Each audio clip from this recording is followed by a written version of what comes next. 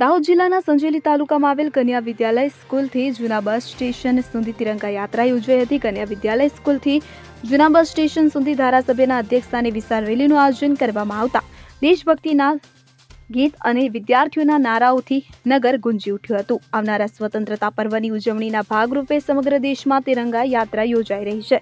જિલ્લાના સંજેલી તાલુકામાં પણ ભવ્ય તિરંગા યાત્રા યોજાઈ હતી। સારો એવો જનપ્રતિસાદ મળી આવ્યો હતો।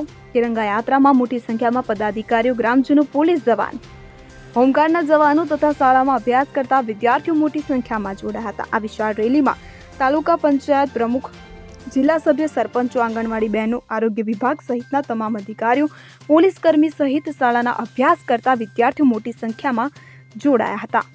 મહેન્દ્ર ચારેલ સાથે CN24 ન્યૂઝ સંજેલી।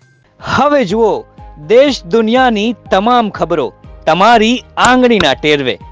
ઉઠાવો મોબાઈલ અને Google Play Store પરથી ડાઉનલોડ કરો અમારી CN24 ન્યૂઝ મોબાઈલ એપ।